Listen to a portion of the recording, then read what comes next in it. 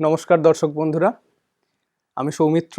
NIOS আয়োজিত আজকের এই আর্ট এডুকেশনের অনুষ্ঠানে আপনাদের সকলকে স্বাগত জানাই। আজকের আমাদের পাঠ্য যে অংশটি, সেই কোর্সটি হলো course 508 block 1 unit 1 lecture number 1, which is meaning and concept of art education, visual and performing arts and their significance at elementary level of school education। অর্থাৎ শিল্প শিক্ষা ও তার ধারণা বিদ্যালয় শিক্ষার প্রাথমিক স্তরে দৃশ্য শিল্প এবং প্রদর্শিত শিল্পের তাৎপর্য। আজকের আমাদের যে পাঠ্য অংশটি, তার মধ্যে কোন কোন বিষয়গুলি আমরা দেখব সেগুলো একটু দেখে নিই। প্রথমেই আজকের পাঠ্য অংশের মধ্যে রয়েছে শিল্প শিক্ষা ও শিল্প কী সেই বিষয়টি, তারপর আছে শিল্পের বিভিন্ন আঙ্গিক, তারপর দৃশ্য ও স্পর্শযোগ্য মাধ্যম ও রেখাচিত্র, প্রদর্শনযোগ্য মাধ্যম ও রেখাচিত্র, এবং শেষ যে অংশটি সেখানে রয়েছে বিদ্যালয়ে প্রাথমিক স্তরে শিল্প শিক্ষার গুরুত্ব কী। প্রথমেই দেখব শিল্প কী, অর্থাৎ শিল্পের কেন সৃষ্টি হয় বা শিল্প বিষয়টি কী সেটি সম্পর্কে একজন বিখ্যাত মানুষ রবীন্দ্রনাথ ঠাকুর, তার যে মন্তব্য সেটি আমরা একটু প্রথমে দেখে নিই। প্রথমেই রয়েছে শিল্প মানুষের প্রয়োজনের সীমা ছাড়িয়ে যা রচিত হয় তাই হলো শিল্প। রবীন্দ্রনাথ ঠাকুর, অর্থাৎ রবীন্দ্রনাথের মতে মানুষের যে প্রয়োজনের সীমা, সেই সীমাটাকে ছাড়িয়ে যখন নতুন কিছু সৃষ্টি করা হয় সেই সৃষ্টিটাই হলো শিল্প।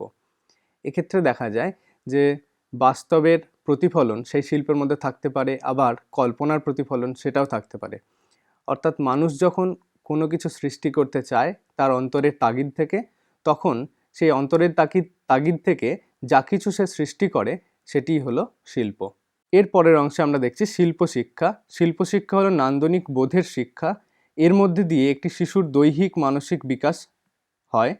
শিল্প শিক্ষা শিশুকে বোধসম্পন্ন, শৃঙ্খলাপরায়ণ, মনঃসংযোগ বৃদ্ধি, সৃজনশীল ও উদ্ভাবনী শক্তি সম্পন্ন করে তোলে। তাহলে এই শিল্প শিক্ষা বিষয়টি কি না, এই শিল্প শিক্ষা হলো নান্দনিক বোধের শিক্ষা, অর্থাৎ এর মধ্যে একটা অ্যাস্থেটিক্স জড়িয়ে আছে। এটা কীরকমভাবে হয় না, যখন একটি শিশু প্রথম দিকে ছবি আঁকতে শেখে, তারপর দেখা যায় ধীরে ধীরে সে বাস্তবসম্মত ছবি আঁকে, অর্থাৎ বাস্তবে যে ধরনের রূপ দেখতে পাওয়া যায় সেই ধরনের রূপ সে তৈরি করার চেষ্টা করে। এইভাবে ধীরে ধীরে সে শিল্পের যে প্রকাশ রূপ, তার যে নান্দনিক দিকগুলি, সেগুলিকে সে বুঝে নেওয়ার চেষ্টা করে। অর্থাৎ এক্ষেত্রে বোঝা যায় যে শিল্পের মধ্যে তাহলে একটা নান্দনিকতা থাকে, অর্থাৎ সেটি শিল্প হয়ে উঠতে হয়। তা না হলে সেটা কি হবে, সেটা দৃষ্টিকটু হবে, অর্থাৎ সেটা দেখতে খুব একটা ভালো লাগবে না। এই কারণে শিল্পের মধ্যে যে নান্দনিক দিকগুলি সেগুলি প্রকাশ করা অবশ্যই একটি কর্তব্যের বিষয়। সেক্ষেত্রে দেখা যায় প্রত্যেকটি শিল্পেরই আলাদা আলাদা নান্দনিক গুণ থাকে।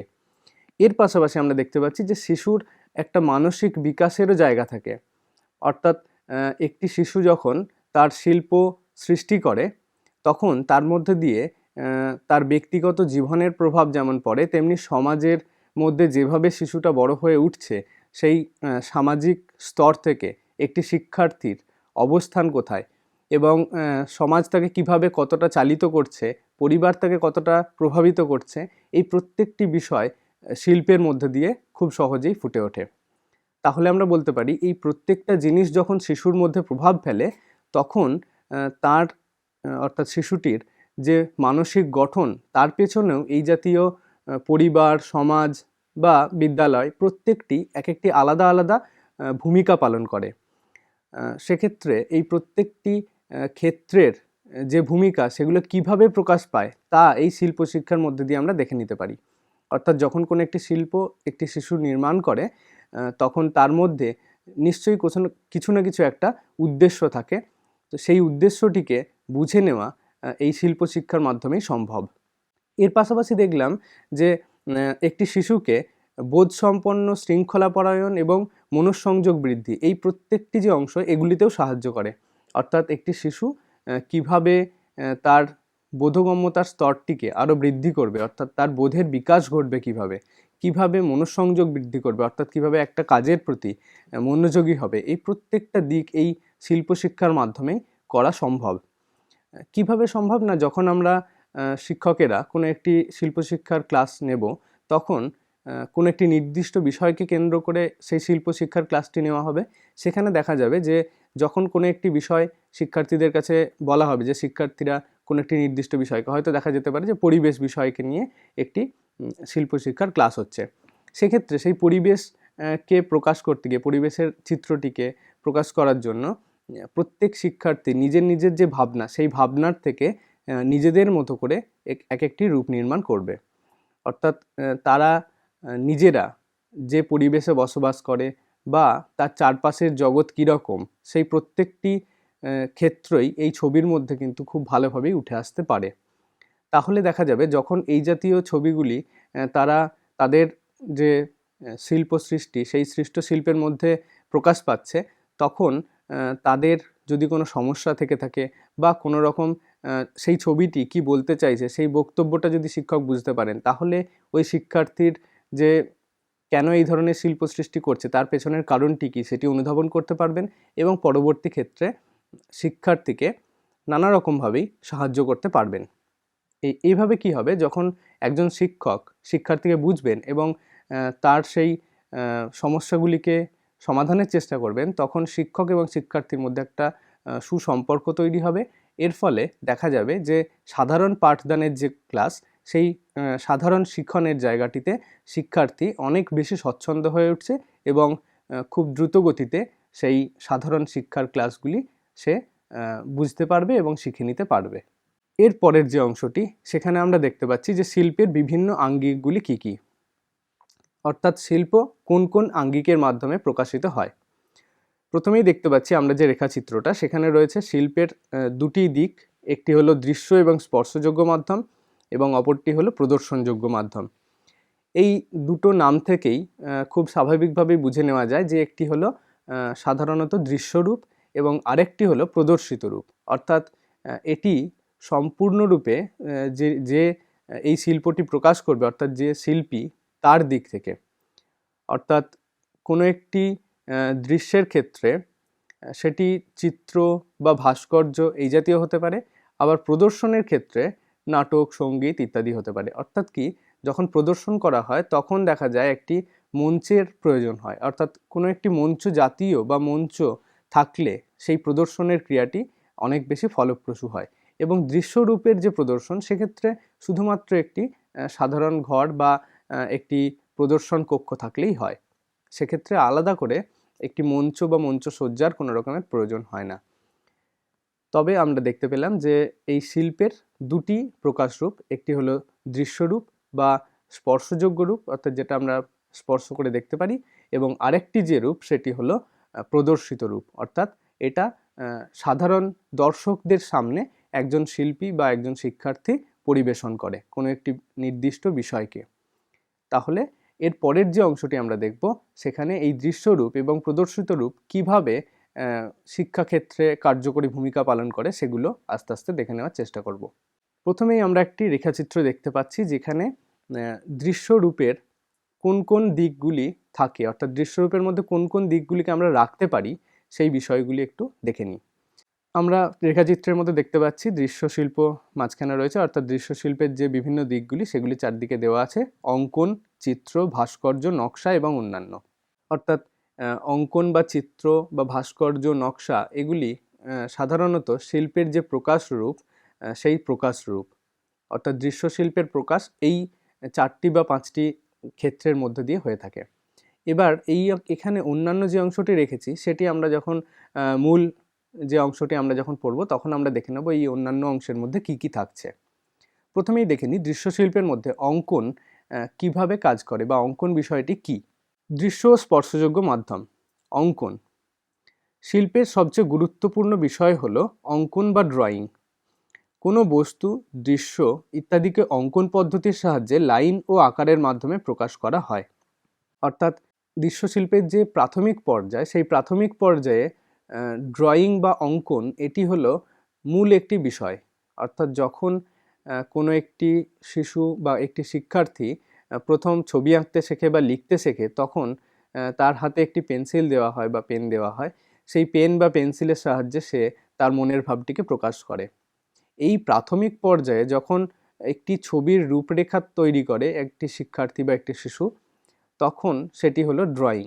এর উপর ভিত্তি করে বা এর উপর নির্ভর করে কোনো একটি চিত্র বা ভাস্কর্য ইত্যাদি তৈরি হয়। অর্থাৎ প্রাথমিক স্তরে পেন্টিং বা যে চিত্র, সেই চিত্রের বা ভাস্কর্যের একটি মূল উপাদান বা উপকরণ হলো এই ড্রয়িং বা অঙ্কন পদ্ধতি।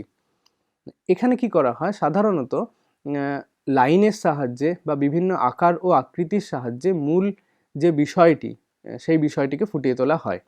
অর্থাৎ কোনো একটি মনের ভাব প্রকাশ করা হয় একটি রেখাচিত্রের সাহায্যে।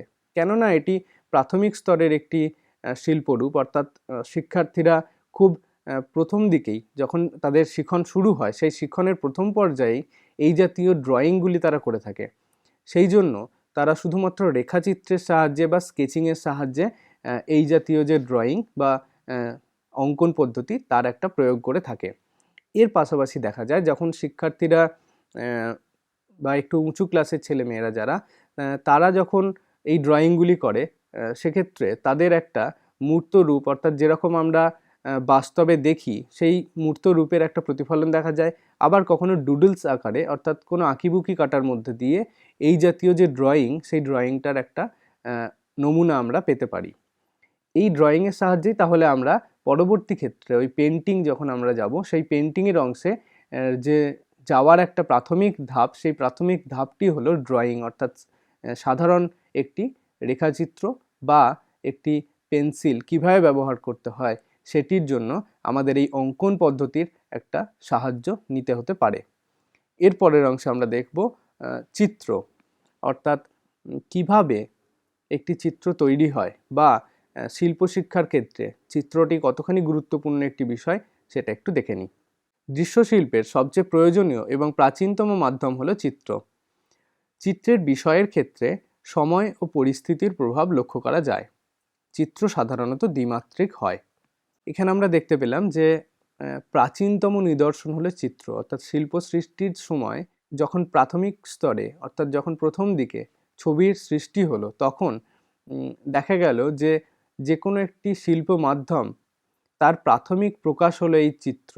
অর্থাৎ যখন আদিম মানুষেরা গুহায় জীবনযাপন করত, সেই গুহা মানবেরা যখন শিকার করতে শিখলো, সেই শিকারগুলিকে তারা একটি শিকার করার পরে এই একটি মৃতদেহকে তুলে ধরে তার পিছন থেকে একটি মশালের আলো জ্বেলে পাথরের গায়ের মধ্যে সেই পশুর যে ছাপটি পড়ছে, সেই ছাপটিকে একটি কাঠকয়লার সাহায্যে হোক বা বিভিন্ন উপাদানের সাহায্যে হোক, লাল মাটি হোক বা খড়ি মাটি হোক, এই জাতীয় কোনো মাটির সাহায্যে হোক, নিজেদের যে ওই শিকারের একটা গর্ব বা আনন্দ, সেই আনন্দটাকে একটা রূপ দেওয়ার জন্য প্রাথমিক স্তরে একটি এই জাতীয় ছবি তৈরি করার চেষ্টা করলো। অর্থাৎ প্রাথমিক পর্যায়ে যদি আমরা শিল্প হিসাবে ভাবতে যাই, তাহলে শিল্প সৃষ্টির উৎসমূলে কিন্তু আমরা এই গুহাচিত্রগুলিকেই পাবো। সেখানে দেখা যাবে যে বেশিরভাগ সময়ে এই জাতীয় যে গুহাচিত্র, সেই গুহাচিত্রগুলিতে পশুর বা আদিম মানুষদের যে জীবনযাপন চিত্র, সেই জীবনযাপনের একটা ছাপ কিন্তু এই ধরনের যে চিত্রগুলি সেগুলির মধ্যে পাওয়া যায়। সাধারণত প্রাথমিক স্তরে ওই পশু পাখির বা আদিম মানুষদের শিকারের বিষয়গুলি এই চিত্রের মূল উপাদান বা উপকরণ হিসেবে কাজ করেছে। পরবর্তীকালে দেখা গেছে যখন ধীরে ধীরে পাশ্চাত্য শিক্ষার আলো এদেশে প্রবেশ করেছে বা পাশ্চাত্যে বিভিন্ন রকমের আন্দোলন হয়েছে, তখন সেই সব আন্দোলনকে ঘিরে বিভিন্ন ধরনের সাহিত্যিক রূপ, অর্থাৎ সাহিত্যের বিভিন্ন প্রকরণ সৃষ্টি হয়েছে বা সাহিত্যের বিভিন্ন দর্শনের ধারা তৈরি হয়েছে। এইভাবে সাহিত্যে যেমন বিভিন্ন আন্দোলনের প্রভাব পড়েছে, তেমনি বিভিন্ন আন্দোলনগুলি এক একটি করে শিল্প আন্দোলনেরও, অর্থাৎ শিল্পের একটি দিককেও তৈরি করে দিয়েছে। অর্থাৎ বিভিন্ন মুভমেন্টস শিল্পগুলিকে এক একটি ধারায় প্রবাহিত করেছে। এটা কীরকমভাবে বলা যেতে পারে না, যদি আমরা দেখি যে ফরাসি বিপ্লব, তাহলে ফরাসি বিপ্লবের প্রভাব একটা ফ্রেঞ্চ যে রেভলিউশন হয়েছিল তার যে প্রভাব, সেটাও তাদের যে ফরাসি চিত্রকর তাদের ছবিতেও যেমন রয়েছে, তেমনি এদেশে যখন বিভিন্ন ধরনের দেশভাগ বা বঙ্গভঙ্গের যে প্রভাব, সেইটা ওই সময়ের যারা শিল্পী, সেই শিল্পীদের আঁকা ছবির মধ্যে খুব সহজেই ফুটে উঠেছে। এইভাবে যদি আমরা দেখি তাহলে দেখতে পাবো যে প্রত্যেকটি আন্দোলন, সামাজিক আন্দোলন এক একটি করে সাহিত্য শাখার যেমন সৃষ্টি করেছে বা সাহিত্যের মধ্যে তার যেমন প্রতিফলন ঘটেছে, তেমনি শিল্পের মধ্যেও এই সামাজিক আন্দোলনগুলির একটা গুরুতর প্রভাব রয়ে গেছে। এইভাবে আমরা যে দুটি ছবি ব্যবহার করেছি এখানে, যে প্রথম ছবিটিতে দেখতে পাচ্ছি ভ্যান গগের আঁকা একটি ছবি স্টেয়ারি নাইটস, এবং তারপরে যেটি দেখছি সেটি হচ্ছে মোনালিসা, লিওনার্দো দা ভিঞ্চির করা। এই দুটি ছবি কিন্তু এই বিভিন্ন ধরনের যে সামাজিক আন্দোলন তার এক একটি করে কিন্তু প্রতিফলন, অর্থাৎ কোন কোন সময়ে দাঁড়িয়ে বিভিন্ন ধরনের শিল্পীরা তাদের সমাজ ও পরিস্থিতিকে প্রকাশ করছেন তার একটা সাধারণ প্রতিফলন আমরা যদি দেখতে চাই, তাহলে এই জাতীয় যে চিত্রগুলি সেগুলির মধ্যে থেকে আমরা পেতে পারি। যদি আমরা দেশভাগের সময়ের যেসব ছবি সেগুলো যদি দেখতে চাই, তাহলে দেখতে পাবো দেশভাগের প্রতিফলন কীভাবে ঘটেছে, বা দুর্ভিক্ষের সময়ের ছবি কীভাবে প্রকাশ পাচ্ছে তার যে নিদর্শন, সেগুলো আমরা এই সামাজিক আন্দোলনের যে প্রতিফলন সেগুলো আমরা এই শিল্প, সাহিত্য ইত্যাদি বিভিন্ন যেসব শিল্পের প্রকাশরূপ, সেই প্রকাশরূপের মধ্যে দিয়ে আমরা পেতে পারি। এর পাশাপাশি আমরা বলছি যে চিত্র সাধারণত দ্বিমাত্রিক হয়, অর্থাৎ এটি সেকেন্ড ডাইমেনশনাল। এর মধ্যে দুটি মাত্রা থাকে, অর্থাৎ কোনো একটি নির্দিষ্ট আকার এবং অবয়ব এর মধ্যে দিয়ে প্রকাশ পায়। এক্ষেত্রে আজকের দিনে দাঁড়িয়ে দেখা যায় যে অনেক সময় এই থার্ড ডাইমেনশন, অর্থাৎ কিভাবে পার্সপেক্টিভ বা ছবির মধ্যে কীভাবে উচ্চতা আনা যায়, সেই বিষয়গুলিও এখনকার যে 3D পেন্টিং বলে আমরা যেটাকে বুঝি, সেই 3D পেন্টিং কিন্তু এখন খুবই প্রচলিত একটি চিত্ররূপ। সেক্ষেত্রেও যদিও সেটি 3D বলা হচ্ছে, কিন্তু তার মধ্যেও একটা ডাইমেনশনগত একটা ফারাক বা পার্থক্য কিন্তু কোথাও না কোথাও থেকেই যাচ্ছে, কেননা এটি একটি নির্দিষ্ট দিককেই বোঝানো হচ্ছে। যেক্ষেত্রে আমরা যখন ভাস্কর্যের অংশটা পড়ব, সেখানে দেখব কিভাবে থার্ড ডাইমেনশনটাকে বোঝানো হয় শিল্পের ক্ষেত্রে। সেই থার্ড ডাইমেনশন কিন্তু এই 3D ছবির মধ্যে খুব একটা যতটা স্পষ্টভাবে আমরা একটা খালি চোখে দেখি সেইভাবে কিন্তু সে থাকে না, অর্থাৎ থার্ড ডাইমেনশন শুধুমাত্র ওই ভাস্কর্যের ক্ষেত্রেই আমরা পাবো। এক্ষেত্রে সেকেন্ড ডাইমেনশন বা দ্বিমাত্রিক দিকগুলি চিত্রের একটি প্রধান অঙ্গ, অর্থাৎ এক্ষেত্রে দ্বিমাত্রিক হয়ে থাকে চিত্র। এরপরের যে অংশটি আমরা দেখব, সেখানে দেখব ভাস্কর্য, অর্থাৎ একটি শিল্পের প্রকাশের ক্ষেত্রে কিভাবে ওই শিল্পটিকে তৈরি করা হবে, অর্থাৎ সেটি চিত্র হবে নাকি কোনো মডেল আকারে কোনো ভাস্কর্য হবে, এই প্রত্যেকটি দিকই আমাদের আলোচনার বিষয়। তাই আমরা পরের অংশে দেখছি ভাস্কর্য সাধারণত ত্রিমাত্রিক, মাটি, পাথর, ধাতু ইত্যাদির সাহায্যে ভাস্কর্য তৈরি করা হয়। আমরা নিচের যে তিনটে ছবি দেখতে পাবো সেগুলি তিনটেই হচ্ছে, দুপাশের দুটো ছবি হচ্ছে পাথর দিয়ে তৈরি এবং মাঝখানেরটি একটি ধাতুর বা মেটাল কাস্টিংয়ের। তো আমরা এইটা বলতে পারি যে চিত্র যেহেতু আমরা দেখলাম যে চিত্রের মধ্যে দৈর্ঘ্য, প্রস্থ এবং উচ্চতার যে বিষয়টি সেটি থাকে না, কিন্তু এই ভাস্কর্যের মধ্যে চিত্রের বা শিল্পের যে ত্রিমাত্রা, অর্থাৎ দৈর্ঘ্য, প্রস্থ এবং উচ্চতা, এই তিনটে বিষয়ই আমরা দেখে নিতে পারি। অর্থাৎ যখন সাধারণ মানুষ একটি প্রদর্শনীতে যান, তখন সাধারণত একটি ভাস্কর্যকে চারিদিক থেকেই দেখতে পারেন, অর্থাৎ বিভিন্ন দিক থেকে দেখার একটি মাধ্যম হলো এই তৃতীয় যে ডাইমেনশন বা ত্রিমাত্রিকতা। এই ত্রিমাত্রিক শিল্পের একটি অন্যতম বৈশিষ্ট্য, অর্থাৎ সেটিকে বিভিন্ন দিক থেকে, একটি সাধারণ মানুষকে যেরকম আমরা দেখি বিভিন্ন দিক থেকে তাকে পর্যবেক্ষণ করা যায়, তেমনি কোনো একটি মূর্তি বা ভাস্কর্যের ক্ষেত্রেও দেখা যায় যে সেটিকে বিভিন্ন দিক থেকে, বিভিন্ন অ্যাঙ্গেল থেকে পর্যবেক্ষণ করা সম্ভব। অর্থাৎ এর মধ্যে শিল্পের যে ত্রিমাত্রিকতা, সেই ত্রিমাত্রিকতা যথাযথভাবে বজায় থাকে। এক্ষেত্রে কি করা হয় না, ভাস্কর্য সাধারণত মাটি দিয়ে, পাথর দিয়ে বা বিভিন্ন ধাতু দিয়ে করা হয়ে থাকে। এক্ষেত্রে যখন ধাতুর ভাস্কর্য তৈরি করা হয়, তখন তার একটা আলাদা মাটির বা প্লাস্টার দিয়ে কোনো একটা মোল্ড তৈরি করা হয়, অর্থাৎ যে মূর্তিটিকে প্রাথমিকভাবে বানানো হবে বা যে মূর্তিটির প্রতিরূপ মেটাল বা যে কোনো ধাতু দিয়ে তৈরি করা হবে, তার একটা মোল্ড বা একটা ছাঁচ তৈরি করে নিতে হয়। প্রাথমিক পর্যায়ে মাটি দিয়ে সেই মূর্তিটা তৈরি করা হয়, তারপর তার একটা ছাঁচ নেওয়া হয় এবং যে শেষ অংশ, সেই শেষ অংশে দেখা যায় ওই ছাঁচটিকে জোড়া লাগিয়ে তার মধ্যে ধাতুর একটা মেটাল গলিয়ে তার মধ্যে ঢেলে দেওয়া হয় এবং মূল যে আমরা মূর্তিটি চাইছি বা যে ভাস্কর্যটি চাইছি তার একটা প্রতিরূপ আমরা পেয়ে যাই। এই ধাতুর যে মূর্তি বা ভাস্কর্য, সেই ধাতুর ভাস্কর্য অনেক বেশি সময় সাপেক্ষ এবং অনেক বেশি পরিশ্রমের তুলনায় এই দুটি, যেখানে মার্বেলের কথা বলছি বা যখন আমরা মাটির কোনো ভাস্কর্যের কথা বলবো বা বিভিন্ন উপকরণের সাহায্যে, যদি প্লাস্টার দিয়ে কেউ করতে চায় তাহলে প্লাস্টারের, এই প্রত্যেকটি তুলনামূলক কম সময়েই হয়, যদিও পাথরেরটি বা ধাতুরটি অনেক বেশি পরিশ্রমের। তো এই প্রাথমিক পর্যায়ে যখন আমরা শিল্পশিক্ষার ক্লাস নেব, অর্থাৎ বিদ্যালয় শিক্ষার প্রাথমিক স্তরে, তখন আমরা এই মাটির কাজ বা বিভিন্ন ধরনের ক্লে মডেলিং বলছি যেগুলো, সেগুলো বা প্লাস্টারের কাজ, এগুলো আমরা করাতে পারি। এগুলো খুব কম সময়ে হয়ে যেতে পারে। এরপরের যে অংশটি, সেখানে রয়েছে নকশা।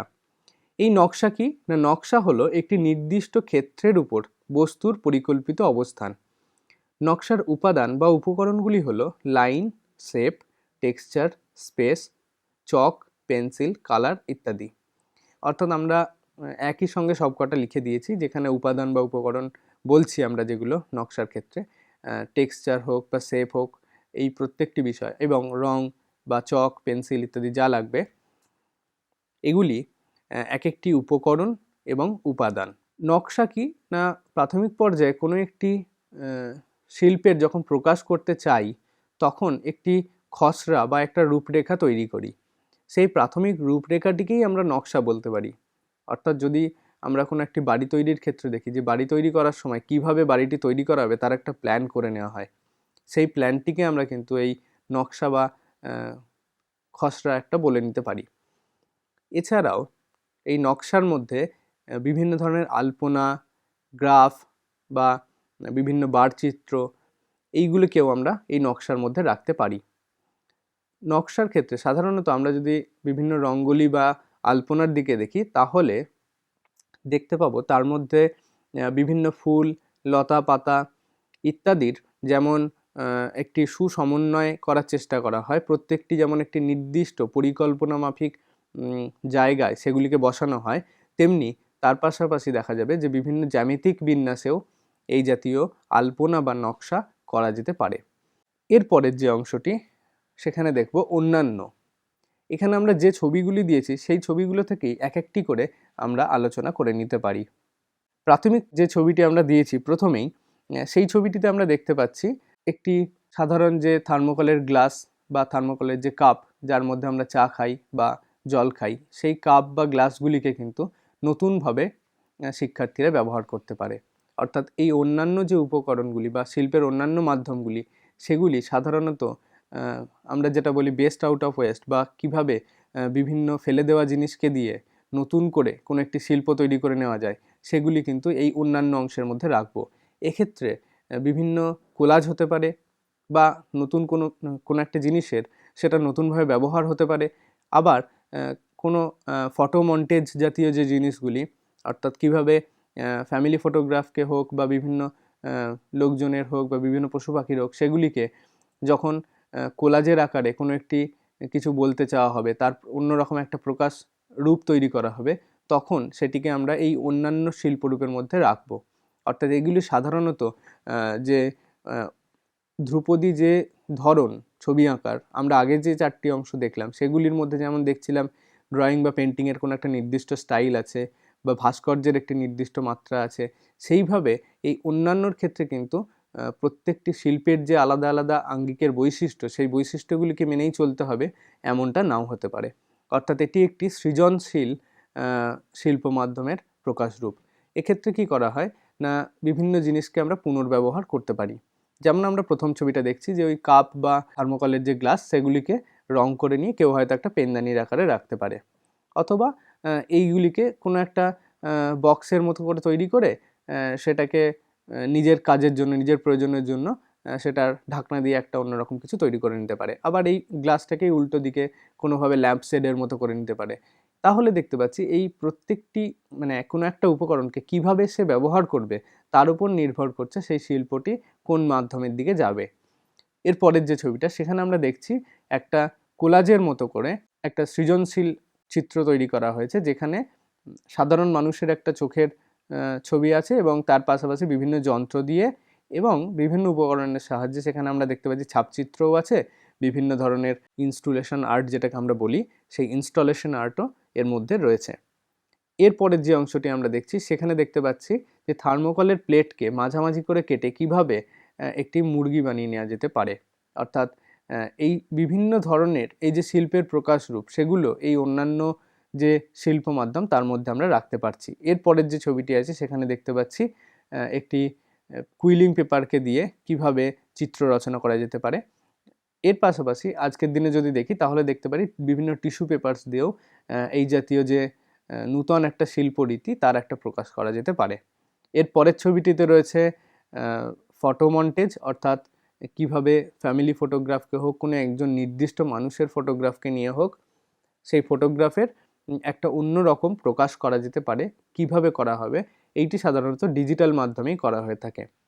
এর পরের অংশে আছে যে কিভাবে একটা সাধারণ উপকরণকে দিয়ে আমরা অন্য আর একটা বক্তব্য পরিবেশন করতে পারি। অর্থাৎ আমরা এখানে এই ছবিটিতে, শেষের ছবিটিতে দেখতে পাচ্ছি যে একটা বইকে মাঝখানে রেখে তাকে একটা পিয়ানোর আকৃতির করে নেওয়া হয়েছে এবং সেখানে মূল যে ভিত্তির ওপর ছবিটি আঁকা হয়েছে সেখানে দেখা যাচ্ছে একটি ছেলে, সে পিয়ানোটি বাজাচ্ছে, তার 4টে পা করে নেওয়া হয়েছে এবং মানুষটিকে যথাযথভাবে এঁকে নেওয়া হয়েছে এবং তার উপরে বইটি বসিয়ে দেওয়া হয়েছে। এর ফলে দেখা যাচ্ছে কিভাবে বইটাকে আমরা পিয়ানোর আকৃতির করে ব্যবহার করতে পারি। এই রকমভাবে নতুন নতুন পরীক্ষা নিরীক্ষার নানান ক্ষেত্র এই অন্যান্য শিল্প মাধ্যমগুলির মধ্যে প্রকাশ পায়।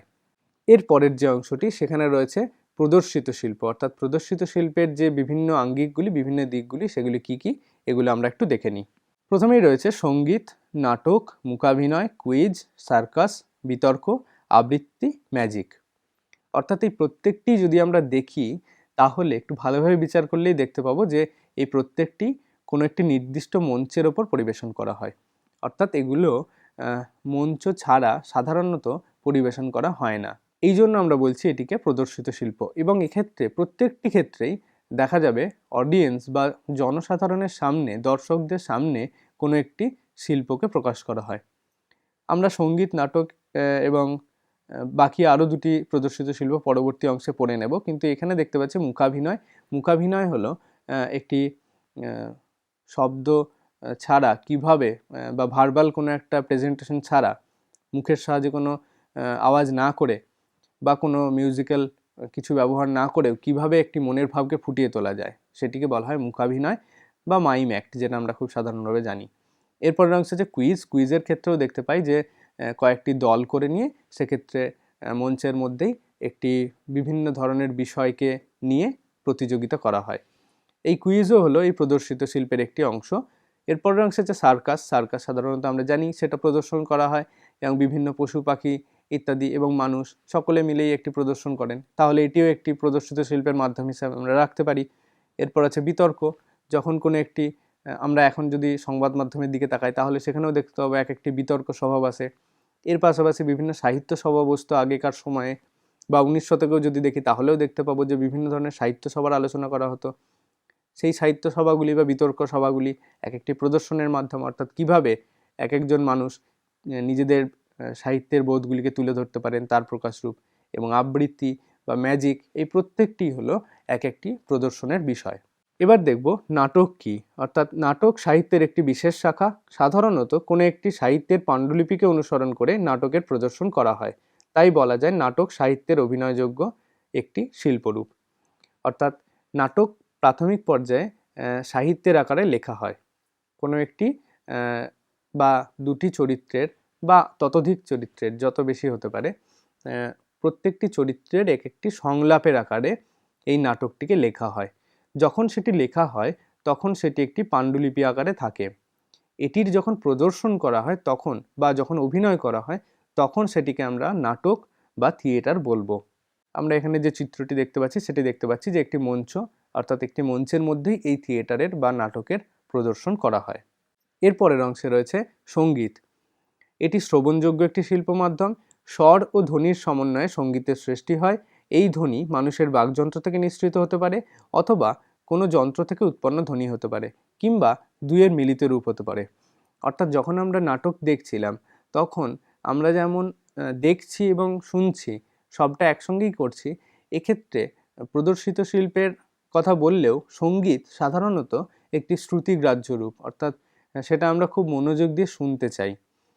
শোনাটাই হলো এখানের মূল, দেখাটা নয়।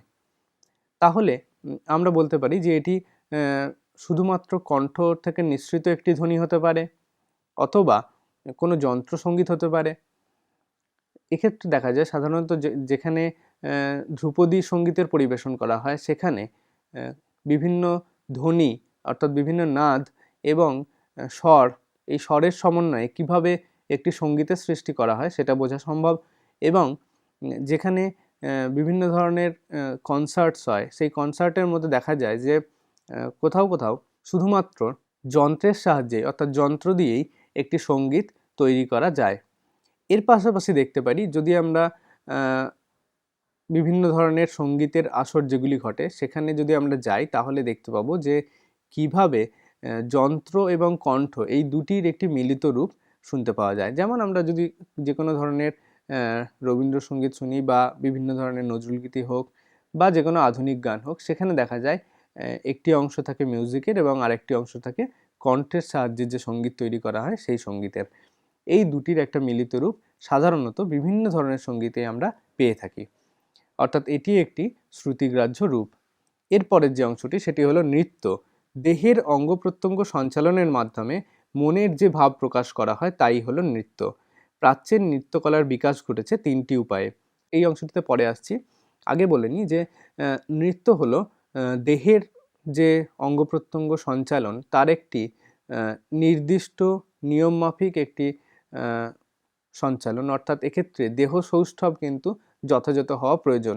সেটি কীরকমভাবে হবে? সেটি তাল বা ছন্দের সাহায্যে হতে পারে, এবং এটির মধ্যে অবশ্যই একটি মনের ভাব প্রকাশিত হবে, অর্থাৎ কোনো একটি নির্দিষ্ট ভাবকে সেই অঙ্গভঙ্গির সাহায্যে প্রকাশ করা হবে। আগেকার সময় অর্থাৎ যখন এই নৃত্যের ধারাটি শুরু হলো, তখন কিভাবে এই নৃত্যটি বা নাটকের যে ধারা, ভারতের নাট্যশাস্ত্র অনুযায়ী যদি আমরা দেখি, তাহলে দেখা যাবে এই প্রত্যেকটি গুণই উপাদানই এই প্রদর্শিত শিল্পের ক্ষেত্রে একে অন্যের সঙ্গে ইন্টার রিলেটেড বা সম্পৃক্ত। এই প্রাচীন নৃত্যকলার বিকাশ ঘটেছে 3টি উপায়ে। নাটক বা নাট্য, এটি কথা ও অঙ্গভঙ্গির সমন্বয়। নৃত্য বানানটা একটু দেখে নিতে হবে, দন্ত নয়েরই তয়ে তয়ে, অর্থাৎ এই নৃত্য হলো তাল আশ্রয়ী, ভাব অভিনয় বর্জিত তাল লয় যোগে উপস্থাপন।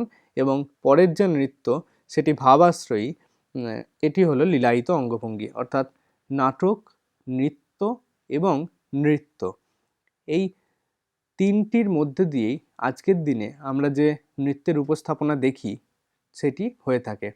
সাধারণত যদি আমরা কোনো ধ্রুপদী নৃত্য দেখি, সেখানে নাটক যেমন থাকে তেমনি তাললয় সমন্বিত যে অঙ্গভঙ্গি সেটিও যেমন থাকে, তেমনি লীলায়িত অঙ্গভঙ্গি বা দন্ত নয়ের রি তয়ে জফলা যে নৃত্য, তার একটা প্রকাশরূপ আমরা দেখতে পাই। তবে যদি রবীন্দ্র নৃত্যের দিকটা দেখি, তাহলে দেখা যাবে এই তৃতীয় পর্যায়ে আমরা যে নৃত্য নিয়ে আলোচনা করেছি সেই নৃত্যের প্রভাবটি, অর্থাৎ ভাবাশ্রয়ী যে প্রদর্শন, অঙ্গ প্রদর্শন, সেটি অনেক বেশি হয় এই রবীন্দ্র নৃত্যের মধ্য দিয়ে। তো আমরা বিভিন্ন ধরনের নৃত্যকলা জানি, যে ভরতনাট্যম, ওডিসি, কত্থক, মণিপুরী, এগুলি হলো নৃত্যের এক একটি প্রকারভেদ, যার মধ্যে আমরা দুটো চিত্র রেখেছি। এরপরের অংশ আছে পুতুল নাচ। এটি বাংলার যে শিল্পকলা তার একটি প্রাচীন ঐতিহ্য। শিশুদের আনন্দদানের পাশাপাশি যে কোনো বয়সী মানুষের বিনোদনের মাধ্যম। এখানে আমরা 4টে ছবি দেখতে পাচ্ছি। প্রথম ছবিটিতে দেখছি শ্যাডো পাপেট বা ছায়া পুতুল, পরের অংশে দেখছি গ্লাভ পাপেট বা দস্তানা পুতুল, তারপরের অংশে আছে রড পাপেট বা ডাঙের পুতুল, এবং শেষের অংশে আছে স্ট্রিং পাপেট বা সুতোর পুতুল। তো 4টি রকমের সাধারণত পুতুল নাচ করা হয়ে থাকে। এগুলি কি হয় না, সাধারণ মানুষের বিনোদনের ক্ষেত্র। এর পাশাপাশি শুধুমাত্র যে শিশুদেরই আনন্দ দান করা হয় এমনটা নয়, সকলেই, যে কোনো বয়সী মানুষকেই এই পুতুল নাচের সাহায্যে আনন্দ প্রদান করা সম্ভব হয়। এবার দেখে নেব বিদ্যালয় স্তরে কিভাবে এই শিল্প শিক্ষাগুলি গুরুত্বপূর্ণ ভূমিকা পালন করে। শিল্পচর্চা শিক্ষার্থীদের মনকে অনুসন্ধিৎসু ও সৌন্দর্য পিপাসু করে তোলে, অর্থাৎ শিক্ষার্থীদের মনের যে আগ্রহ বা অনুসন্ধিৎসা সেটিকে বাড়িয়ে তোলে, এবং তারা যখন এই শিল্পের প্রতি আগ্রহী হয় তখন তাদের মধ্যে একটা সৌন্দর্য বোধের সৃষ্টি হয়, এবং তাদের ওই নান্দনিক বোধগুলিকে আরও বেশি বাড়িয়ে তোলে এই প্রত্যেকটি শিল্প মাধ্যম। এরপরের অংশে যে পর্যবেক্ষণ ক্ষমতা বৃদ্ধি পায়, অর্থাৎ প্রত্যেকটি শিল্প মাধ্যম কীভাবে একে অন্যের থেকে আলাদা সেটা তারা বুঝতে পারে এবং তাদের মধ্যে পর্যবেক্ষণ করার একটা ক্ষমতা বৃদ্ধি পায়। এরপরের অংশে যে সৃজনশীল ভাবনার বিকাশ ঘটে, এটি বিশেষত যখন কোনো একটি মূল ভাবকে বাস্তবে রূপায়িত করা হয় তখন কিভাবে সেই প্রত্যেকটি বাচ্চা নিজের মতো করে তাদের ভাবটিকে, মনের ভাবটিকে প্রকাশ করে সেটি বুঝে নেওয়া সম্ভব হয়। এই সৃজনশীল ভাবনাগুলি সেখানেই প্রকাশ পায় যেখানে প্রত্যেকটি শিক্ষার্থী নিজেদের শিল্পরূপের প্রকাশ ঘটায়। এরপরের অংশ আছে বিষয় শিক্ষায় শিক্ষার্থীদের কল্পনা শক্তির বিকাশ ঘটে, অর্থাৎ যখন সাধারণভাবে তারা এই শিল্প শিক্ষার প্রতি আগ্রহী হবে তখন সেই শিল্প শিক্ষার পাশাপাশি সাধারণ বিষয়ের প্রতিও এইভাবেই পুঙ্খানুপুঙ্খভাবে গভীরভাবে ভাবার চেষ্টা করবে কিভাবে সেই বিষয়টিকে নিজের মতো করে বা সুন্দর করে উপস্থাপন করা যায়। সেক্ষেত্রে তারা বিষয়ের প্রতিও অনেক বেশি আগ্রহী হয়ে উঠতে পারে। এই শিল্প শিক্ষার ব্যবহার করেই আমরা এই কাজগুলি করতে পারি। এরপরের অংশে আছে আত্মবিশ্বাস বৃদ্ধিতে সাহায্য করে, অর্থাৎ নিজের প্রতি একটা বিশ্বাস জন্মায় যে হ্যাঁ সে সেই কাজটি করতে পারে এবং যখন তার আত্মবিশ্বাস জন্মায় তখন সেই কাজটার প্রতি সে অনেক বেশি আস্থাশীল হয় এবং কাজটিকে অনেক ভালোভাবে সে প্রদর্শন করতে পারে। এরপরের অংশ আছে ব্যবহারিক কাজে দক্ষতা বৃদ্ধি পায়, অর্থাৎ কিভাবে কোনো একটি কাজ করা হবে, অর্থাৎ কিভাবে একটি শিল্পরূপের প্রকাশ ঘটবে, সেটি বাস্তব ক্ষেত্রে কীভাবে প্রয়োগ করা হবে, এই প্রত্যেকটি বিষয় তখন শিক্ষার্থী বুঝে নিতে পারে। Thank you.